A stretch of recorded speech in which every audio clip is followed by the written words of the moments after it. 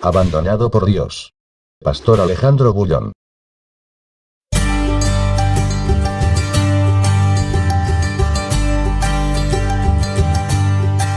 Mateo capítulo 27, versículos 45 al 49. Y desde la hora sexta hubo tinieblas sobre la tierra hasta la hora novena. Cerca de la hora novena Jesús clamó a gran voz diciendo: Elí, Elí, lama sabactani. Esto es: Dios mío, ¿por qué me has desamparado? Algunos de los que estaban allí decían al oírlo: a Elías llama este.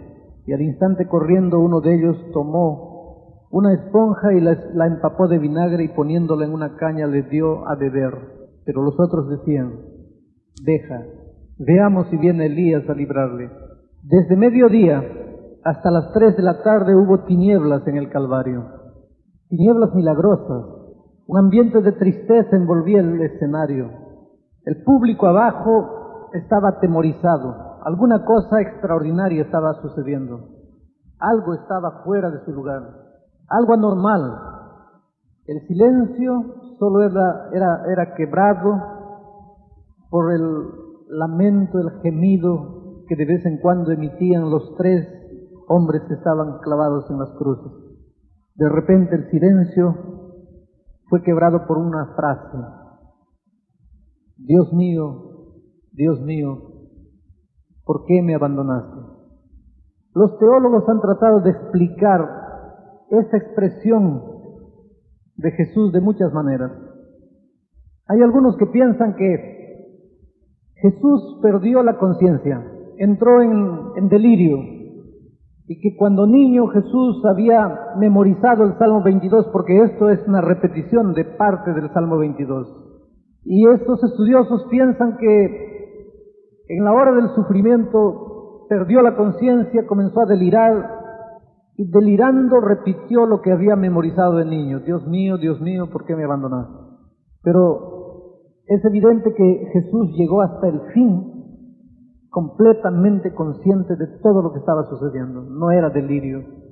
Otros piensan que el dolor físico era tan grande que el dolor le arrancó esa expresión: Dios mío, es como si me hubieses abandonado, me abandonaste.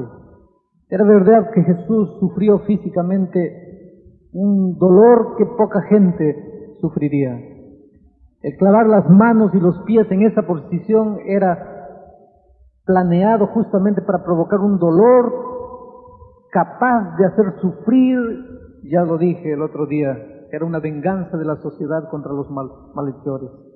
Pero Jesús era consciente de por qué estaba muriendo. Él era consciente del dolor que estaba pasando. El dolor no le arrancó, no le hizo perder la fe, la confianza en el amor maravilloso de su Padre. Otros piensan que Jesús no quiso decir: ¿por qué me abandonaste? Lo que pasa es que él sintió, delante de todo ese sufrimiento, sintió como que había sido abandonado.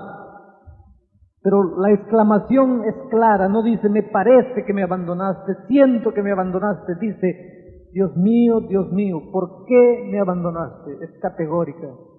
¿Cómo podemos explicar que el Hijo que vivió una vida de comunión permanente con el Padre, el Hijo que dependió minuto a minuto, segundo a segundo en su vida terrenal del Padre, pudo haber sido abandonado en la hora del clímax del sufrimiento? Cuando abrimos la Biblia vemos que Jesús no abandonó a su pueblo en el desierto. Jesús no abandonó a Elías cuando estaba pastando sus ovejas y aparecieron osos y aparecieron leones. No lo abandonó delante del gigante Goliat. Jesús no abandonó a Daniel en la cueva de los leones. No abandonó a los amigos de Daniel en el horno ardiendo. Jesús nunca abandonó a sus hijos. Él dice que hasta una madre podrá olvidarse del hijo que dio a luz, pero Dios no se olvidará de sus hijos.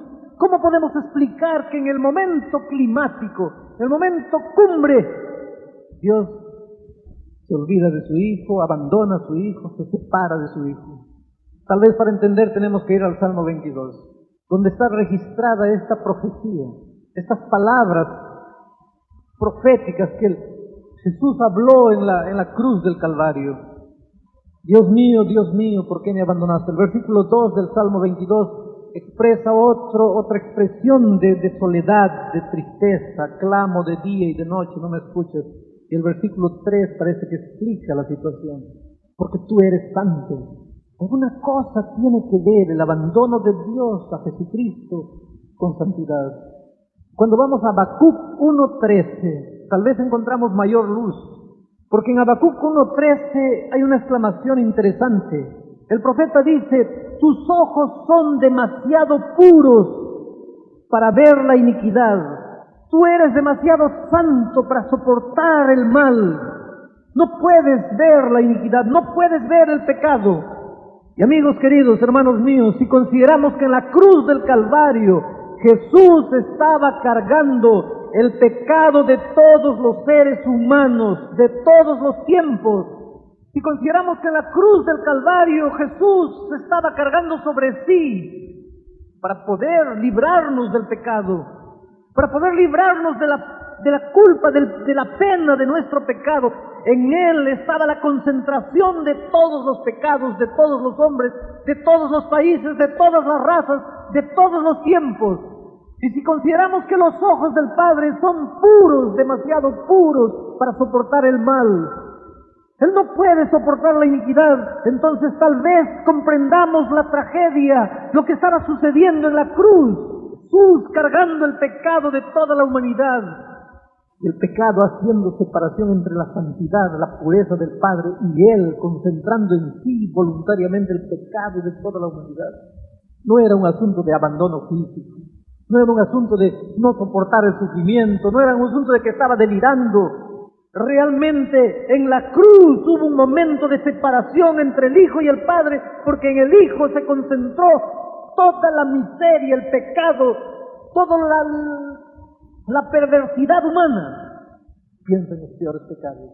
Piensa en un David que codicia a la mujer de un general suyo, que adultera con ella, que manda matar al general, que esconde el pecado.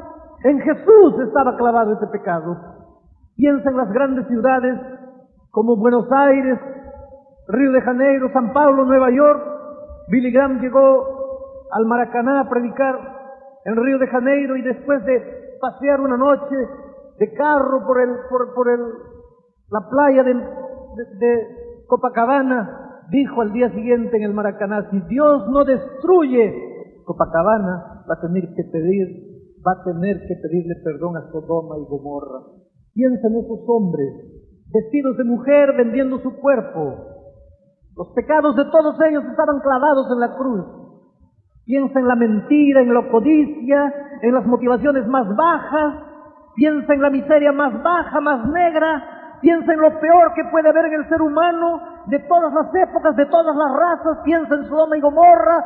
Piensa en nuestros días, piensa en ti, piensa en mí, piensa en todos los hombres, todos nuestros pecados, todos los motivos ocultos, todas las perversiones más escondidas, más incógnitas, estaban clavadas en Cristo para que haya esperanza de salvación para el hombre. Y los ojos del Padre son tan puros que no pueden soportar el pecado.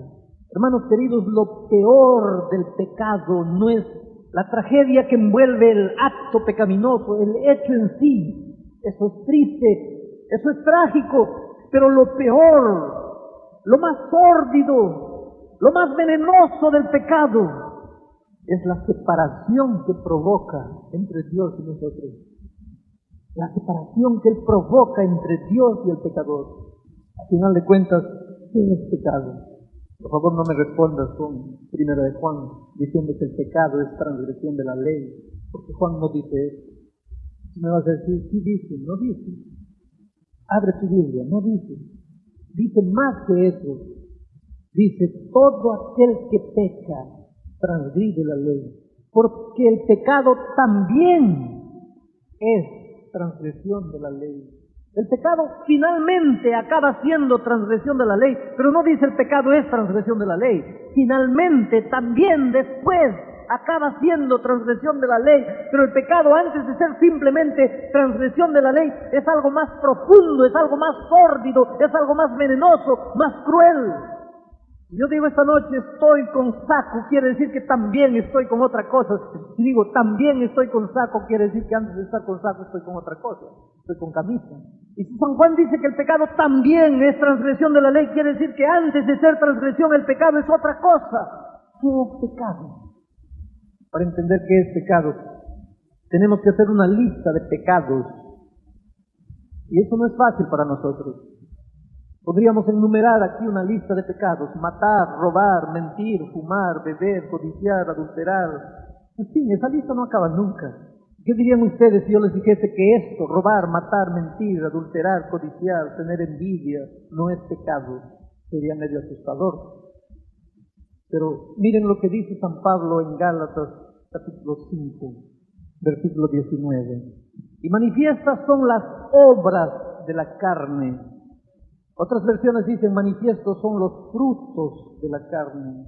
Manifiestas son los frutos de estar en el pecado, el resultado de vivir en la carne, de vivir en el pecado, el fruto, las obras de estar en la carne o estar en el pecado son manifiestos y son adulterio, fornicación, inmundicia, lascivia, idolatría, hechicería, enemistades, pleitos, celos, iras, contiendas, disensiones, herejías, envidias, homicidios, borracheras, orgías, etcétera, etcétera, etcétera. Todo esto, dice Pablo, todo esto es el fruto de estar en la carne, de estar en el pecado.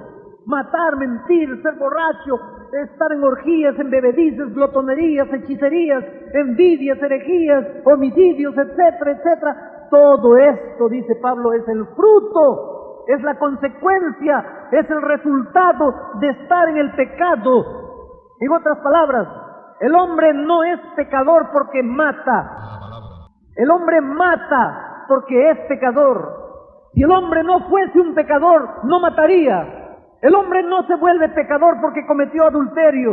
El hombre comete adulterio porque es un pobre pecador. Si no fuese pecador, no cometería adulterio. El verdadero y real problema del hombre no es que mató, no es que mintió, no es que robó. Eso es el fruto, eso es la consecuencia de su verdadero problema. Su verdadero problema es que está en pecado. Vive en pecado, está en la carne, en el pecado, por eso acaba matando, robando, mintiendo, haciendo todas esas cosas malas. Y si queremos corregir el pecado, no podemos concentrar nuestra atención simplemente en corregir estas cosas. Tenemos que ir a la raíz del problema. Y la raíz del problema no es matar, no es robar, no es cometer adulterio. Eso es el fruto del problema. La raíz del problema está aquí. ¿Qué es pecado? Les hago una ilustración. Vamos a decir que yo tengo un huerto y en mi huerto hay un naranjo, pero yo no quiero que mi huerto produzca naranjas, no quiero. ¿Qué hago para que mi huerto no produzca naranjas cuando hay un naranjo, hay un árbol de naranjas en el centro de mi huerto? Una de las maneras es montar guardia día y noche con un machete en la mano. En el momento que aparece una naranja la corto, aparece otra naranja la corto. Y me quedo ahí día y noche porque yo no sé en qué momento van a aparecer las naranjas.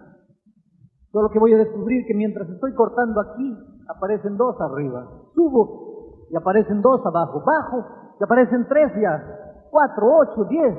Corta naranja, corta naranja, corta. Y voy a pasar toda mi vida cortando naranjas. Y finalmente no voy a acabar con las naranjas. Entonces voy a enloquecer, voy a echar el machete a un lado y voy a decir, es imposible acabar con las naranjas. ¿Saben por qué? Porque estoy queriendo acabar con las naranjas de una manera completamente equivocada. Si yo quiero acabar realmente con las naranjas, no puedo estar cortando naranjas. Yo tengo que ir más profundo. Yo tengo que arrancar el naranjo. Arrancado el naranjo, se acabaron las naranjas. Hermanos queridos, robar, matar, mentir, adulterar, esas son naranjas. ¿Existen en nuestra vida naranjas? Porque hay un naranjo. Existen frutos del pecado porque estamos en pecado, porque vivimos en pecado. ¿Y qué es el pecado? Allí está la tragedia del Calvario. Básicamente el pecado es separación de Dios, es rebeldía contra Dios. Pecado es agarrar mi vida y correr por mi propio camino, separarme de Dios. Si entendemos que la justicia es Jesús, y que la justicia está concretizada en Jesús, y que no existe justicia separada de Jesús, y que ningún ser humano es justo por más tiempo del que está en íntima relación con Jesús, entonces entendemos que un hombre injusto, o sea, un hombre pecador, es aquel que se separa de la justicia que es Jesús. Solamente somos justos cuando estamos en Jesús. Solo ahí somos justos. En el momento que nos separamos de Él, nos tornamos injustos, o sea, pecadores. Y porque somos pecadores, acabamos robando, mintiendo, matando, robando y haciendo todas las cosas. Solo que precisamos entender algo. Hay dos tipos de pecadores en este mundo. Porque todo aquel que está desligado de la fuente de la justicia, que es Jesús, es un pecador. Pero hay dos tipos de pecadores. Aquellos que con dominio propio, con fuerza de voluntad, con moralismo, pueden vivir sin matar, sin robar, sin mentir, sin adulterar. Pero son pecadores porque están desligados de la fuente de la justicia que es Jesús. ¿Quieren un ejemplo? El joven rico. ¿Quieren otro ejemplo? Nicodemo. Ahora existe otro tipo de pecadores.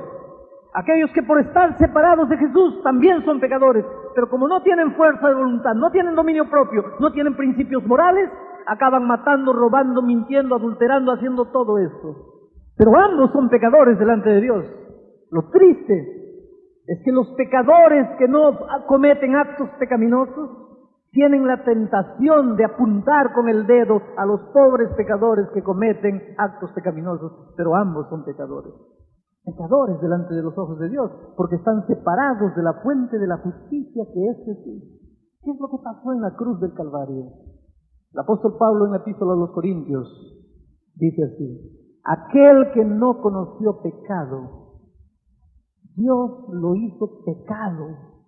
Lo hizo pecado para que en Él fuésemos hechos justicia de Dios. Es por eso que en la cruz Él exclamó: Dios mío, ¿por qué me abandonaste? Había en ese momento Él cargando todo el pecado de todos los hombres, de toda la humanidad, de todos los tiempos. Los ojos de Dios, demasiado santos, no podían soportar aquel momento de tinieblas, de oscuridad sobre este universo. Imaginen el sufrimiento para Jesús. No era el dolor de las manos y los pies. El dolor espiritual y moral en alguien que vivió la vida toda, una vida de íntima comunión con el Padre, ahora para poder salvar al hombre es hecho pecado, es depositado en él todo el pecado de toda la humanidad. Imagínense el sufrimiento que provocaba la separación de su Padre. Era eso que lo hacía sufrir. Es por eso que él exclama: Dios mío, ¿por qué me abandonaste? Queridos, Jesús no vino a curar por fuera. Jesús no sufrió todo eso solamente para curar nuestra ropa y nuestro cabello, solo para curar nuestra conducta exterior. Jesús vino a este mundo para curar el corazón, para curar la mente. No confundamos nunca las cosas. Jesús vino para reformar aquí dentro, para ayudarme a ser manso en medio de la tormenta, para ayudarme a perdonar cuando los otros me ofenden. Y eso es difícil. Pero Jesús no vino a curar mi fachada, a limpiar mi cuerpo por fuera. Cuando nosotros concentramos nuestro cristianismo solamente en el aspecto exterior de las personas, estamos traicionando el verdadero evangelio, que no vino solo a curar por fuera, vino a revolucionar por dentro. Vino a curar, a limpiar el alma de la mancha vil del pecado. No se trata de ropa, no se trata de cabello, eso es una consecuencia natural. Se trata de corazón, se trata de motivaciones, se trata de lo que sube en tu cabeza en la noche, en tu soledad, en tu intimidad. Es de eso que se trata. No se trata de estar mirando cómo las personas se portan. Se trata de mirar tu corazón para saber qué es lo que hay dentro. Jesús vino a limpiar eso adentro y no a apuntar con el dedo la vida exterior de las personas. Ah, pastor, ¿quiere decir que debemos aceptar a todo el mundo como sea? Queridos, Jesús aceptaba a las personas como eran para transformarlas, para trabajar en el corazón, para limpiar la mente, para purificar el alma. Porque después un ladrón como Zaqueo se levantaba y decía: fui ladrón, pero ya no soy más, devolveré 4 veces más lo que robé, y si me sobra, mitad se lo doy a los pobres. Allí está el resultado. Jesús lo recibió ladrón como era. No comenzó a curar, a limpiarlo por fuera. Lo aceptó, lo amó. Y el amor de Jesús tenía un poder transformador. Y Zaqueo se levanta y dice: Señor, lo devolveré todo. Allí está el resultado. Dos peligros. Cuando tú concentras tu atención en la vida exterior, olvidándote del trabajo interior del Espíritu Santo. Un peligro. El otro, cuando tú tomas la gracia de Cristo para esconder pecados acariciados y pensar que la gracia de Cristo te perdona y puedes vivir echado en el pecado la vida toda. Dos peligros. Y ayer dijimos, al enemigo no le gusta equilibrio. O te lleva al extremo de mirar solamente la vida exterior y juzgar por la vida exterior, o te lleva al extremo de decir: la vida exterior no tiene ningún valor, lo que vale es el corazón, y como quiero, visto como quiero, escucho la música que quiero, me porto como quiero. Hermanos queridos, cuando Jesús perdona, transforma. Cuando Jesús justifica, santifica. No se olviden de eso. Él trabaja por dentro, pero los resultados se ven por fuera. Pero si experimenté el trabajo maravilloso de Jesús en mi corazón, no andaré preocupado simplemente en apuntar las cosas exteriores de mis hermanos. Mi vida será una fuente de inspiración. Mi sermón no será mi palabra, será mi vida. Y eso es lo más difícil del cristianismo. Pecado, amigos, es básicamente la separación entre Dios. ¿Cuántos seres humanos nos esforzamos para no practicar actos pecaminosos? Llega la noche y decimos: hoy día no pequé. Tal vez no practicamos un acto pecaminoso, pero estuvimos todo el día en pecado. ¿Por qué? Porque estuvimos separados del Señor Jesús. Y ahora viene la parte más difícil del Evangelio. Escuchen. Cristianismo es comunión, es ligación, es relación, es compañerismo con Jesús 24 horas por día. Eso es cristianismo. El resultado del cristianismo es el buen comportamiento, la buena conducta, la reforma exterior. Todo eso es el resultado del cristianismo. Pero cristianismo es esa ligación 24 horas por día.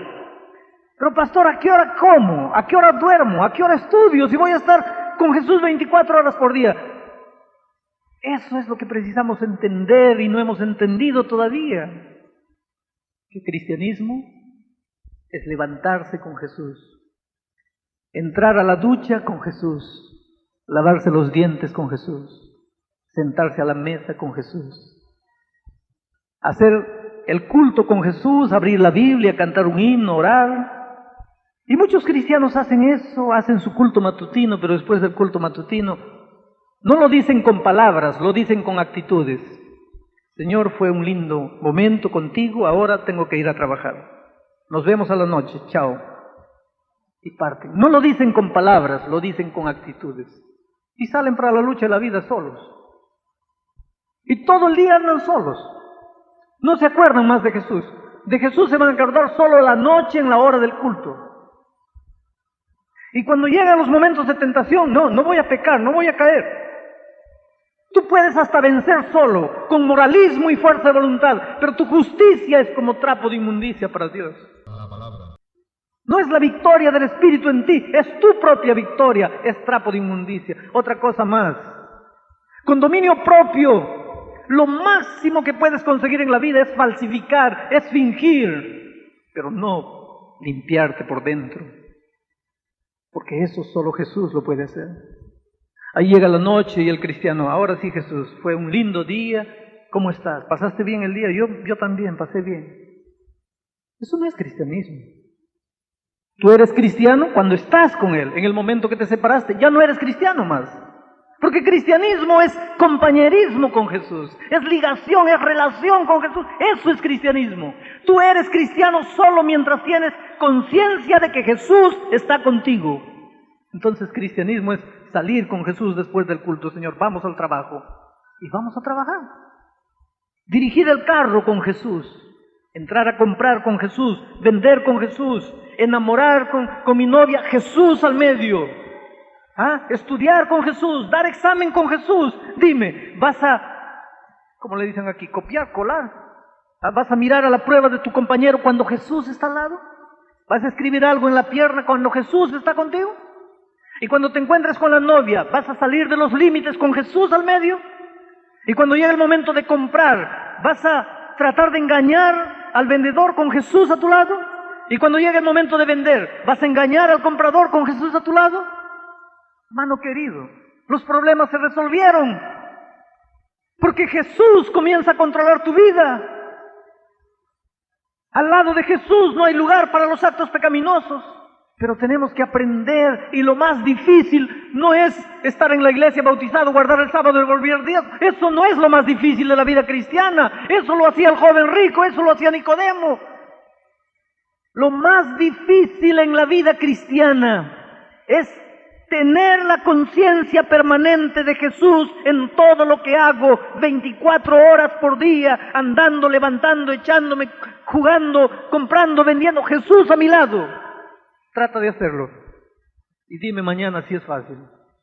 Porque ya te olvidaste. ¿Te das cuenta hace 10 minutos que no te acordabas más de Jesús? ¿Te das cuenta hace 2 horas que Jesús no existía para ti? ¿Cómo hacer que el cristiano se acuerde de Jesús cada segundo de la vida? Que todo lo que haga, lo haga con la conciencia de que Jesús está con él. Eso es cristianismo. ¿Hemos aprendido a vivir así? Entonces no hemos aprendido lo que es la vida cristiana. ¿Tú piensas que la vida cristiana es pensar, no debo matar, no debo robar, no debo fumar? No, eso no es cristianismo. Eso es el fruto del cristianismo. Cristianismo es, ¿estás a mi lado, Jesús? ¿Estás conmigo? ¿Puedo echarme en la cama y Él a mi lado? Eso es cristianismo. ¿Puedo andar por la calle y Él a mi lado? Eso es cristianismo. Y el resultado de eso es la vida maravillosa que queremos vivir y a veces no conseguimos. Estábamos en un grande campamento de jóvenes en Brasil. Miles de jóvenes estaban reunidos cuando un hombre me buscó. Era el último viernes. Al día siguiente terminaría el campamento. Este hombre me contó una historia que me asustó. Me dijo, pastor, yo soy anciano de iglesia, pero hace 2 años estoy viviendo en pecado. Tengo otra mujer. Yo no quise venir aquí. Yo no quería venir. Yo hice todo lo posible para mandar a mi esposa y mis hijos al campamento y quedarme solo. Pero mis hijos dijeron, si tú no vas, no va nadie. Allí tuve que venir, contra mi voluntad. Pastor, estoy asustado porque no siento nada en mi corazón. Yo veo a las personas de mañana orando, después del sermón de la noche las veo en grupos de oración orando.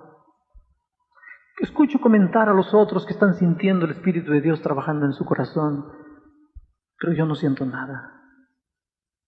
Tengo miedo, pastor, porque yo no siento dolor. Yo sé que estoy equivocado, yo sé que estoy mal.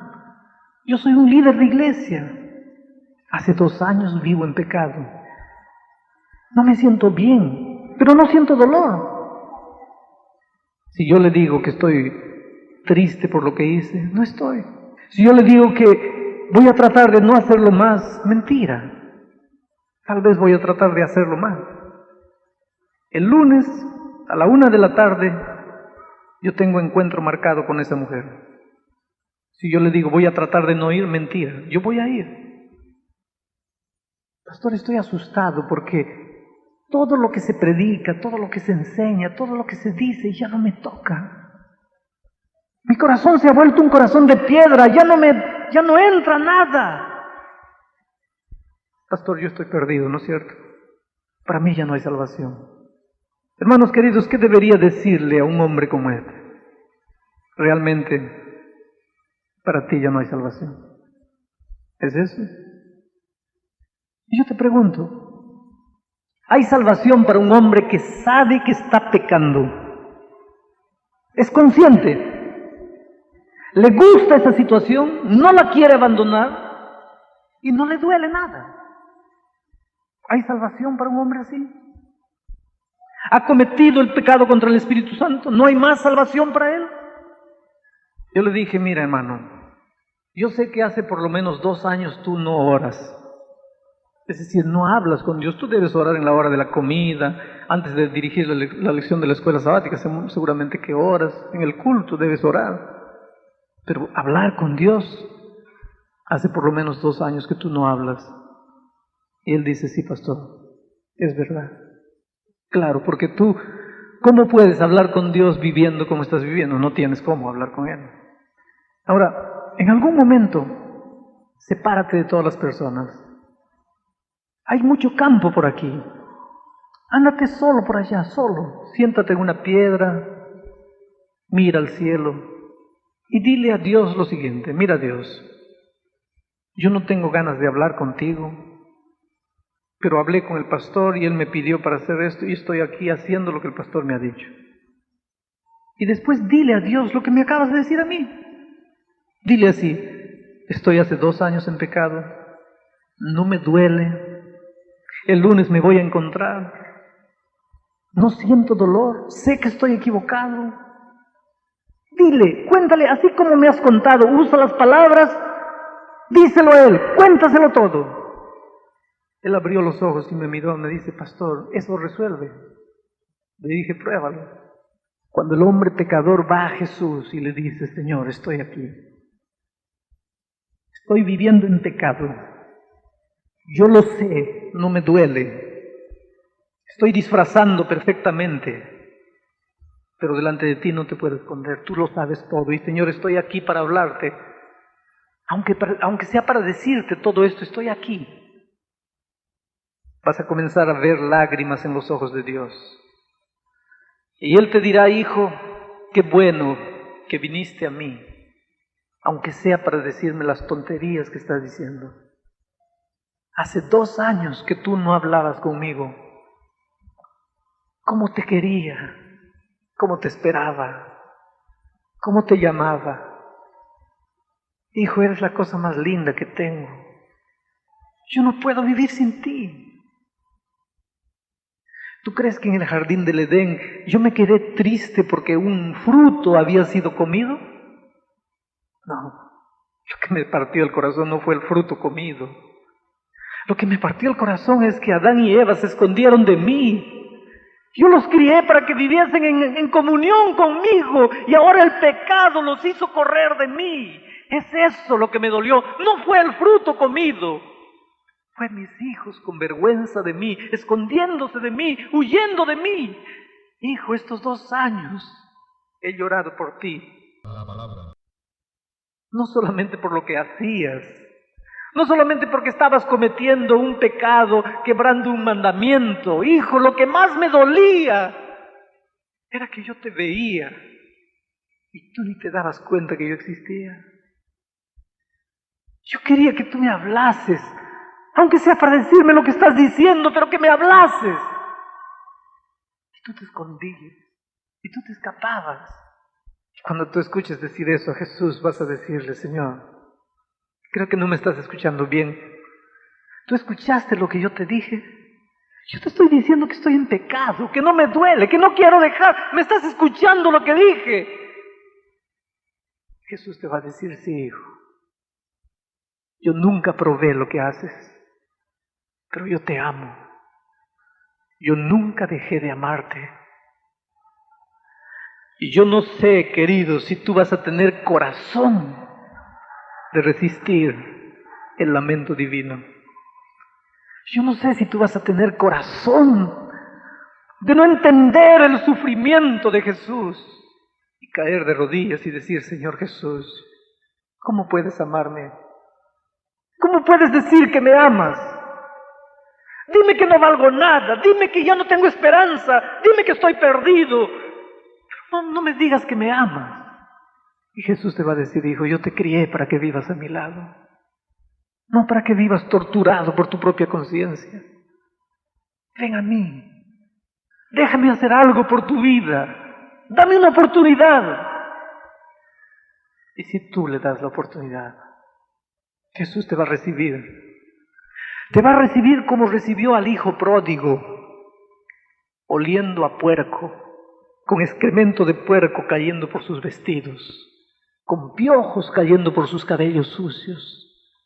Te va a abrazar, te va a besar, no va a tener asco de ti, porque aunque traigas tu vida a Jesús como sea, Él nunca podría tener asco de su hijo, Aunque tu vida esté hecha a pedazos, aunque traigas perversiones que la vida te enseñó, Jesús nunca podría tener asco de ti. Y en su amor, en su abrazo, te limpiará, te curará, te transformará, limpiará tus llagas, te bañará, te hará un príncipe en tu reino, en su reino. Así son las cosas con Jesús. Lo que más le duele no es lo que hacemos, aunque lo que hacemos es una ofensa contra su carácter santo, pero lo que más le duele es que el pecado tiene la perversa capacidad de separarnos de Jesús. Y Él no puede soportar eso, pero nos ama tanto y subió a la montaña del Calvario porque era la única manera de resolver nuestro problema. Entonces, cuando un día el enemigo hable a tus oídos y te diga, ya no hay esperanza para ti, mira, un Dios hecho hombre muriendo por amor, y no permitas que el diablo te diga que no hay más esperanza para ti. Cuando alguien te dice que ya te has ido lejos, demasiado lejos, ya no puedes volver, mira la cruz. Alguien creyó en ti, aunque el mundo pierda las esperanzas en ti. Aunque tú te mires al espejo y te desprecies y pienses que para ti no hay remedio, mira en la cruz, alguien creyó en ti hasta el último momento.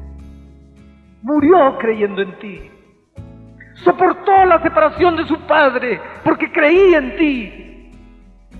No tienes derecho, no tienes ningún derecho de pensar que está todo perdido, que no hay esperanza, que no te puede curar, que no te puede limpiar por dentro, que no puede cambiar tu carácter, que no puede arrancar tu egoísmo, que no puede sacar tu rebeldía, tu resentimiento, tu rabia, que no puede limpiar tu corazón. Tú no tienes derecho de pensar que Jesús no puede hacer eso por ti.